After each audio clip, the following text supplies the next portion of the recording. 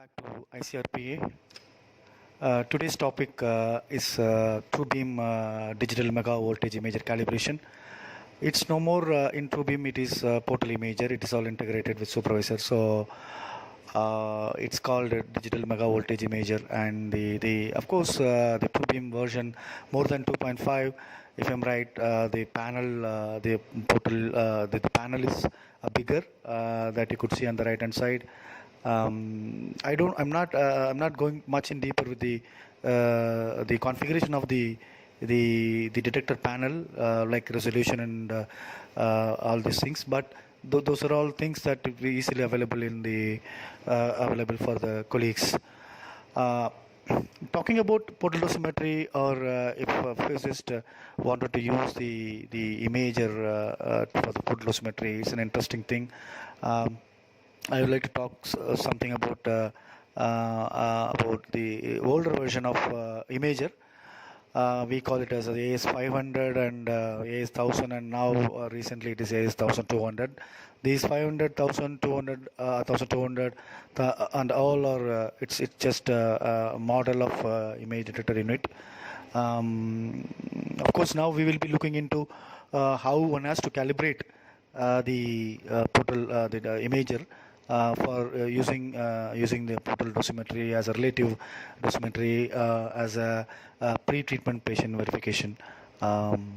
So, in the initial the imager and the algorithms which is used in Eclipse had a little bit of ambiguous feeling, because basically during the plan verification one may use AAA algorithms in the patient, and the same plan is being exported, the fluence is being exported back into PDIP algorithm, which is basically a 2D pencil beam algorithm. So how does it's going to be the convolution based algorithm calculated fluence, and it is being recalculated, or it is being predicted by the algorithm which is 2D. So that kind of things were going on, and again the backscatter while one irradiate the patient verification plan in delivery, the backscatter for the radiation from backscatter from the arm to the detector array, that was a challenging thing. But nowadays, now for example, this kind of a DMVI imager, they have very good shielding for the backscatter. And again, well, when we talk about the backscatter effect of the effect from the back from the arm, is basically it is higher in the inline direction towards the gun towards the gun. That is where your scatter comes from the arm. So, but what I personally feel that was even in the old imager, it was higher for the open big field size, like 40 by 40, or the maximum field size for the older imager was 30 by 40, for example. So that for the maximum field size, that the backscatter was higher. But most of the time when we use this portal imager for relative dosimetry as a pre-treatment verification QA for IMRT and or rapid arc. So basically the IMRT fields and rapid arc fields, though the length is higher, I mean the length is like 22 centimeter or even lesser than that, but the beamlets comes out of the machine is very small. So I think I really don't know that the backscatter of the arm for the IMRT and rapid arc field size were analyzed or not. So that's that for me it's a question. And so now, and then many authors have developed the sensitive maps for the pixels, and they have developed the 2D corrections map, which will take care of the response of the detector as well as the backscatter of the arms. So the authors have developed these kind of the 2D corrections maps, and And now I'm sure that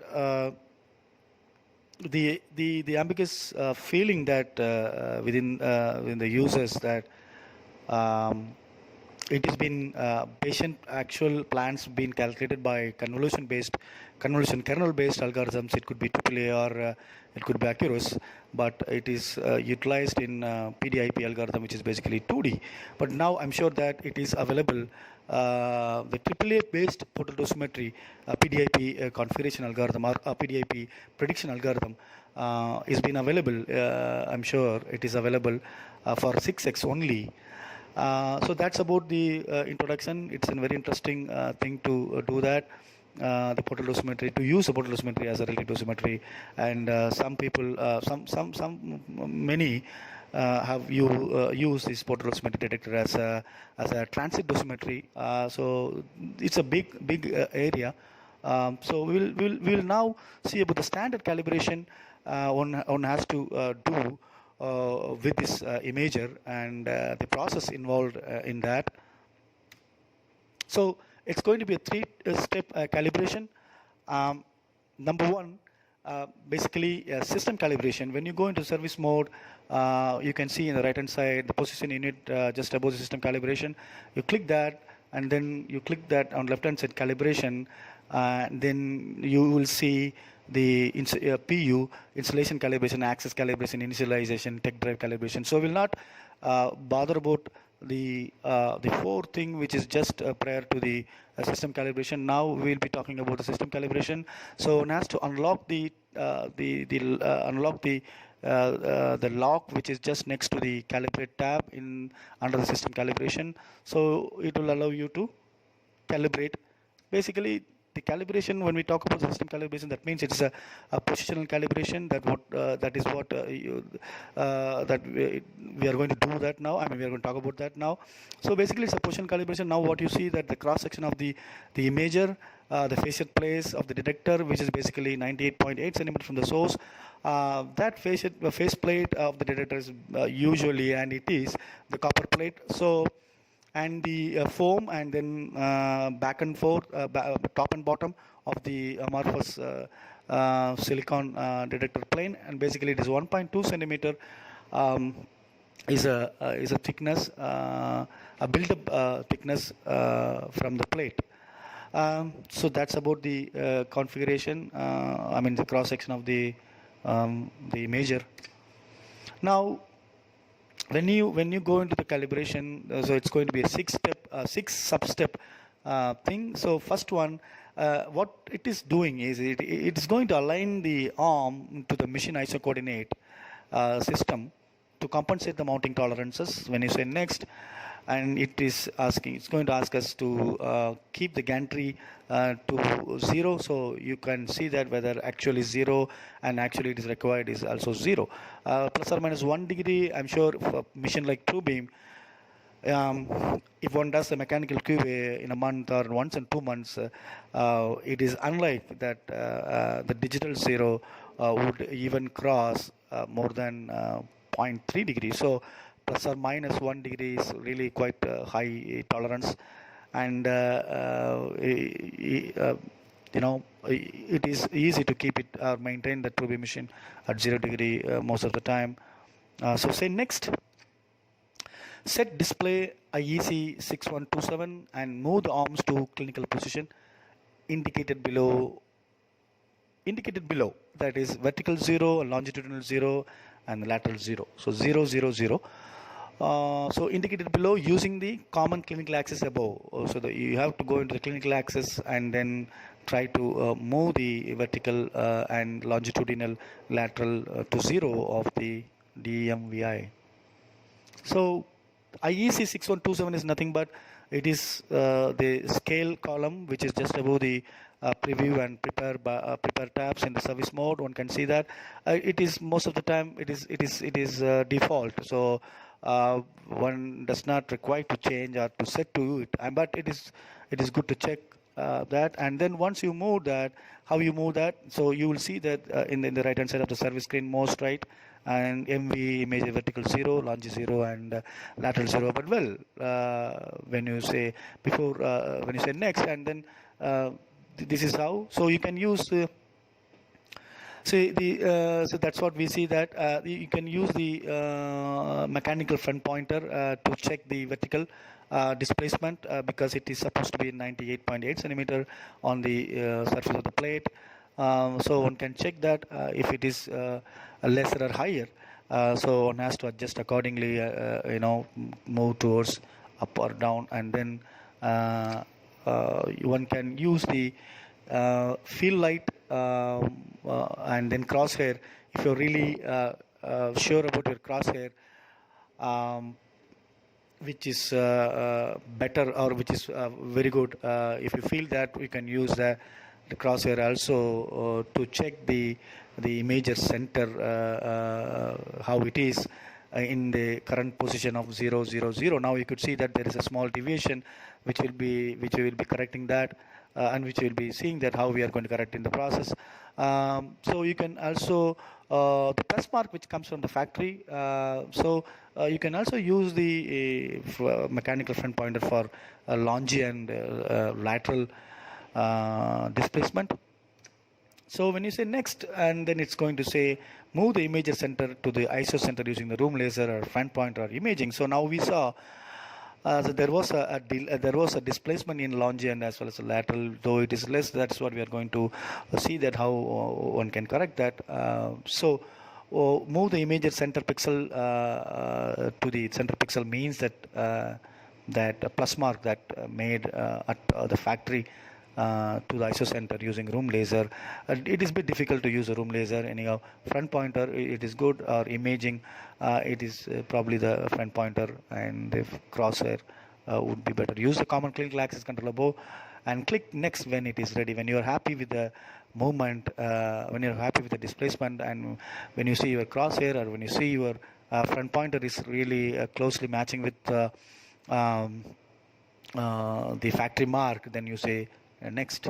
So this is how before saying next, you can see that so this is how that it has been matched now, the plus mark, so the crosshair, you can see that it is just the plus mark is really wise, that when you see at 100% ISO center, the crosshair thickness and the plus mark thickness is almost the same. That is how it is made. So one can easily relate the positional difference from the factory made plus mark. So when you say next, and it's going to say that see how it was, the old calibration value and the new calibration value. Here again the limits are 1 centimeter, which is not going to be really necessary for the images such as such images. So if you're happy with that values, and you see that it is 0.02, last time it was actually 0.08 actually. Now vertical and longitudinal made it better. So you can just accept that if you're happy with that, and then apply that the new values, so that the new calibrated values are stored, and then save configuration to make the supervisor to understand the new values. Then the second, it's going to be about image calibration. So first one we saw the positional calibration, and second step is actually the image calibration. In image calibration there are two things again, dark field calibration, flat field calibration. So we'll talk about dark field calibration and how one has to do this. I mean, first of all, the PVA calibration, you have to go into service mode, and then right hand side monitor, the PVA calibration that you will be seeing in the service monitor, basically the 2B monitor, and then the other one is the imaging monitor. The details, so you go into the details, so you see the one can see that the 6x, the dosimeter, the last most column, 6x dark field, yellow rounded. One has to double click on that dark field. Dark field is nothing but it is a dark current, like how we nullify the electrometer when you attach a single chamber. It's almost like that. It is like that. So and because it is a dark current, it's going to be a dark current, and it's going to be in radiation absence. So it is common for all the energy, and it is the signal which acquired from the dark field is actually the average signal of the detector plane in many frames. So this is how it's going to be the dark field, and you can see that the green plus mark, which is actually denoting the crosshair, or as well as the center of the imager. So if one use the profile options on the top of the screen, X and Y, you could see that. So this is how the dark field profiles, and if one has dark field profiles of X and Y during the commissioning time, that they can always compare by exporting this into a clipboard, as well as, or in the text file, or in, you can convert that into Excel sheet and then compare this current value, so that to understand the response of the detector plane. Now I would like to discuss something about this on the statistics side of this X profile. One can see there's going to be a mean of the particular area which has been selected. It is actually 33.1651. That's a signal counts. One can say that. And then other side, Y, the mean is 685. 685.277 on the X side, 685 again it is 277 on the Y side. But however, if one can really understand, the standard deviation is having a little bit of difference, 13.16 on the X side and 11.96, and again the most down that one can see that the pixels involved, 1190 for this DMEY, and the fields is JAWS, or the fields is in a way it is a JAWS 39.98 centimeter. That's active of the matrix cells that it has been utilized. So I'd like to have a little bit of discussion in here, because when you see the X profile, it has lots of disturbance, plenty of disturbance and plenty of variations between the pixels. When you say pixels, so civil pixels means it is a single ion chamber. Maybe one can understand that within that's going to be a photodiode and then a field effective transistor. The photodiode, the responsibility of the photodiode is actually to collect the light signals, and the field effective transistor it's going to control the circuit which generates the charges. It acts as a switch. And so now I would like to have I'd like to leave this to audience. I mean, it may be interesting. Someone comes down and then discuss on this. In X-axis, it's going to be a lot of lots of variation compared to the Y-axis, and it is broader in Y-axis, which varies. The signal varies from 675 to 695 approximately. So how do we see this? Why it is like that? Maybe someone can, and somebody can really start the discussions down there in the comment section, if at all they like. So if you're happy, and then you have the commissioning time dark field profiles, and then one can really compare, then accept a correction. Next is a flood field, and it is again the flood field, the MV mode calibration on the left hand side. You need to double click on that. So that's going to be, we are going to see that for 6x, we have been seeing for 6x. So it's going to load the plans. So that plan, the collimator side, the JAWS, you can see that it's 40 by 40. And include couch is basically the phase is to use the imager for the portal dosimetry as a pre-treatment verification QA. So you don't need to, one doesn't need to really include the couch for the flood field. And the physicist who wanted to try something with the transit dosimetry, have some material, have some phantom on the couch, and then try to use the imager as exit dosimetry or the transit dosimetry through the phantom. They can maybe use this include couch, so that the couch transmission might be included. And the couch rotation is 359.98, so we are not bothering because we are excluding the couch. And another thing, during the flood field calibration, it is mandatory to remove the cover of the panel. Anyhow, one will remove the cover during the position calibration itself. So it's going to be following process of the position calibration. So Once the plants are loaded, and it's going to irradiate the imager for the field size of 40 by 40, and then it's going to be more than 100 mu. The image is going to be it's going to look like that. So again, we went into the X profile and Y profile. You could see on the left hand side it's X profile, and right hand side it's Y profile.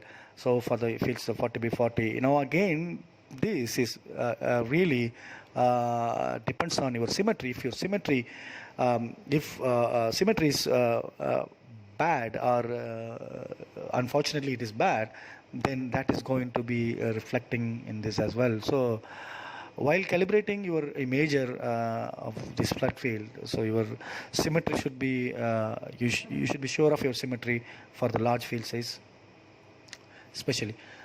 So that is how it's going to look. Again, one can export this into a clipboard or as a text file. One can compare these profiles with the commissioning time, the profiles which was acquired.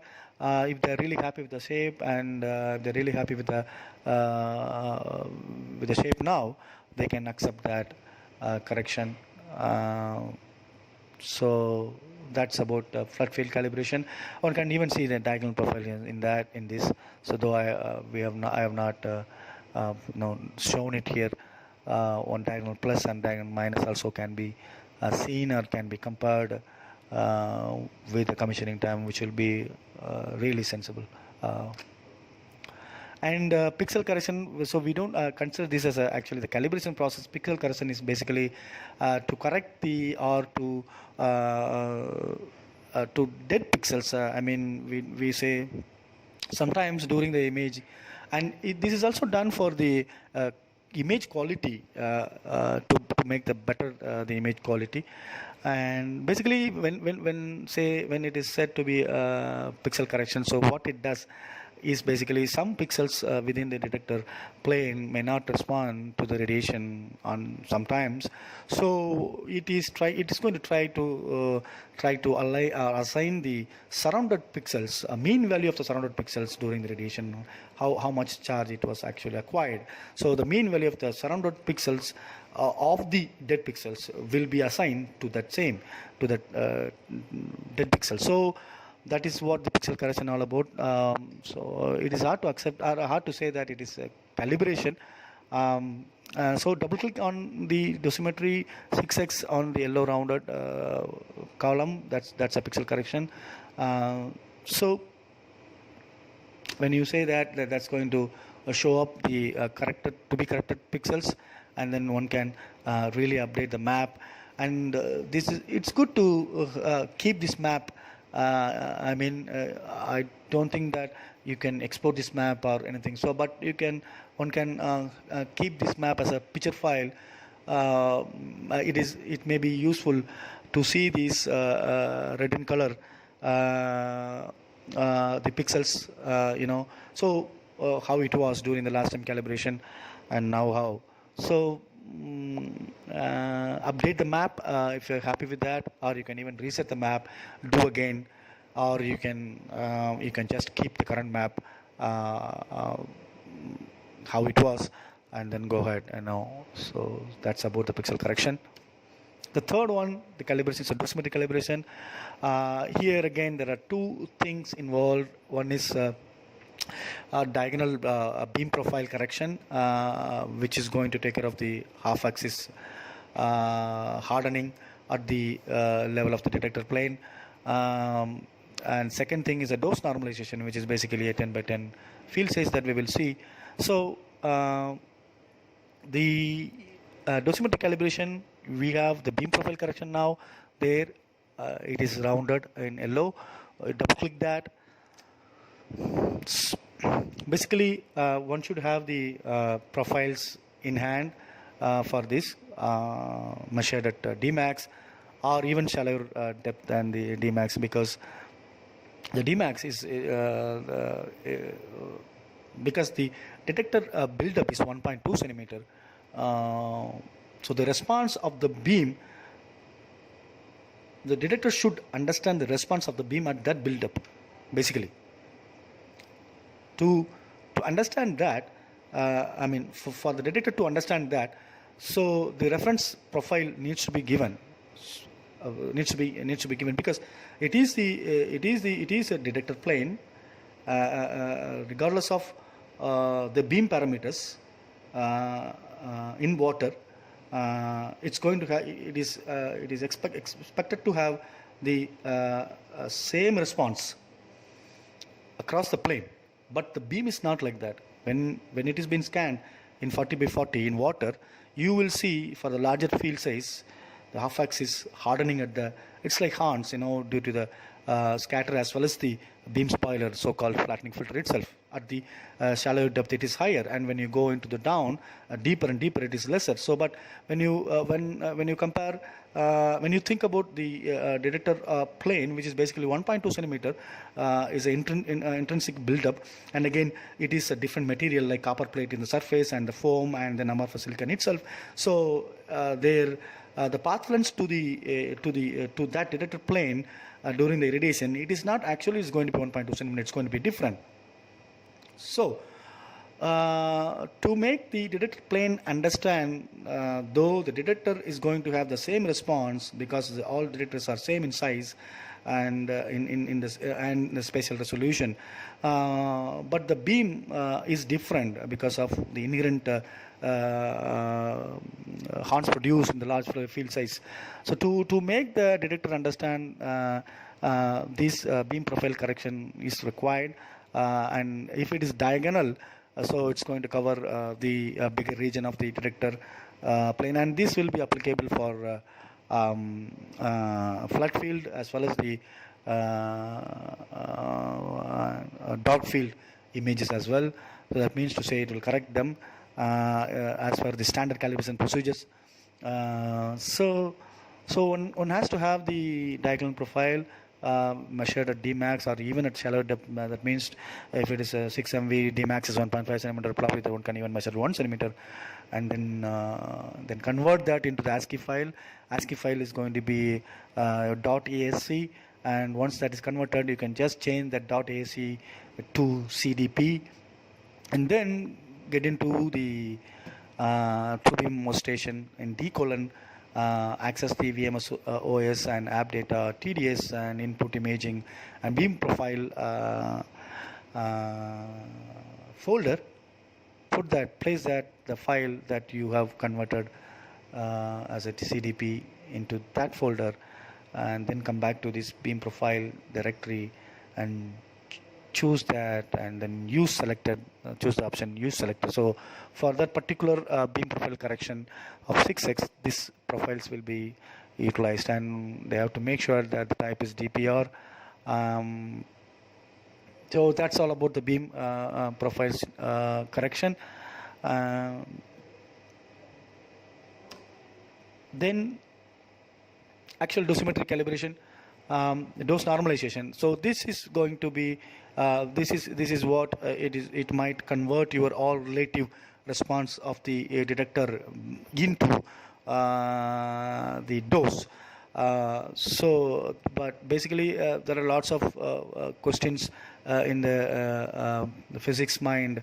Can we use the portal imager as a absolute dose material, absolute dose tool? So it's to a certain extent, why not? So even the 2D arrays like matrix or any 2D arrays,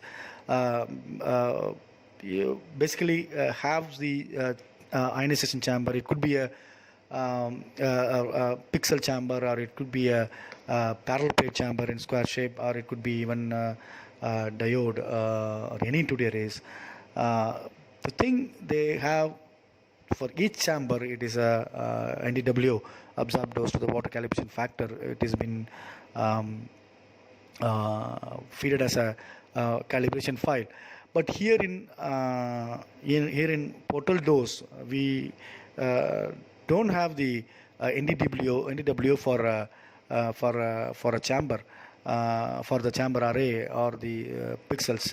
But however, the dose normalization, that's going to relate the chamber signal, chamber response to the absolute dose of 100 mu.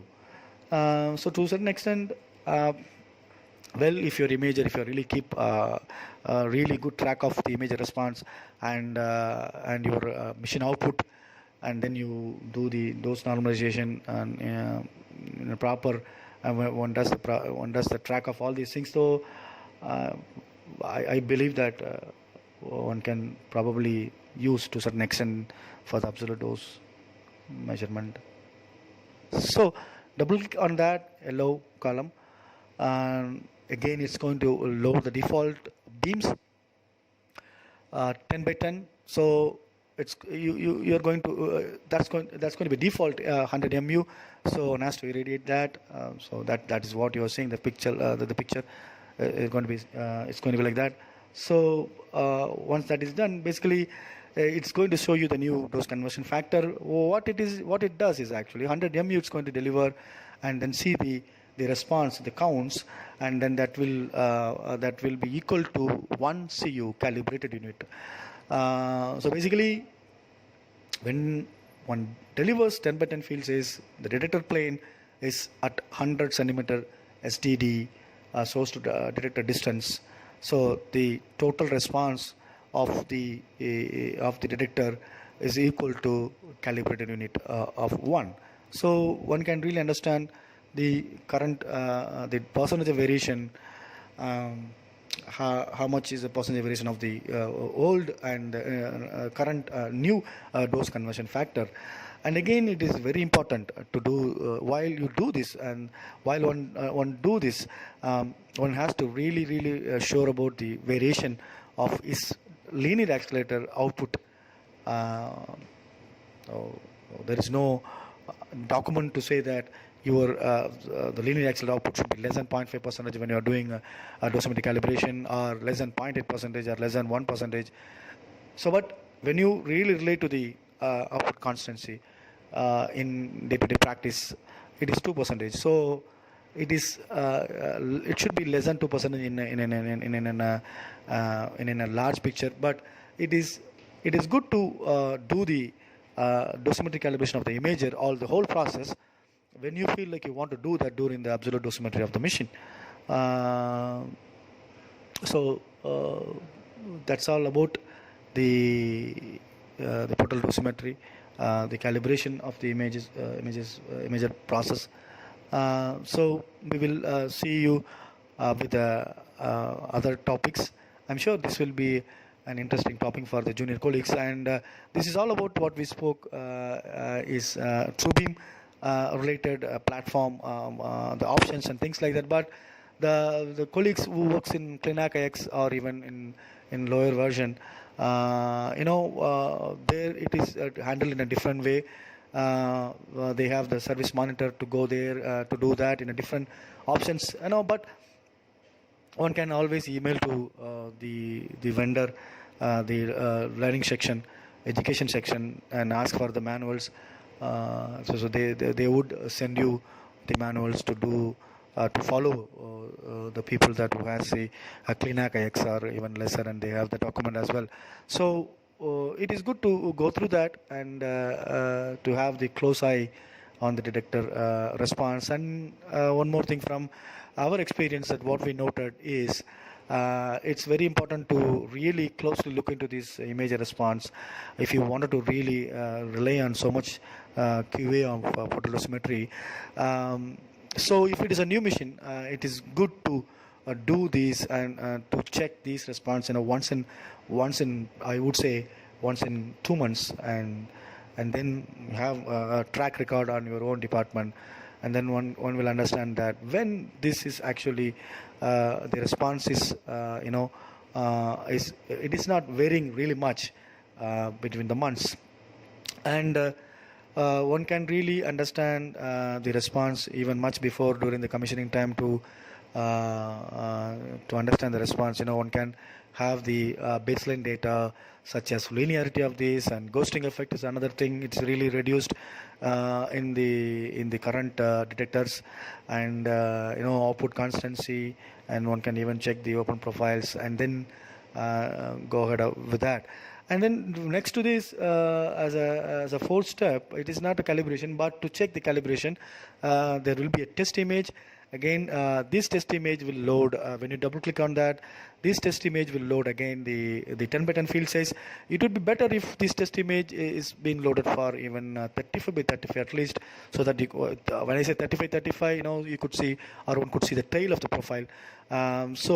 And again, if the test image has been performed within the software for 35 by 35 fields instead of 10 by 10, so the physicist will understand how good the calibration process for now or with this imager. So the test image, if it is for 35 by 35 field size, that's for large field size, though MRT and rapid arc beamlets are not so much. But when basically one says a calibration for the total array, the maximum field size, so this test image could be 35 by 35 to see the profiles in X direction, Y direction, and diagonal plus and minus, and to compare with the commissioning data.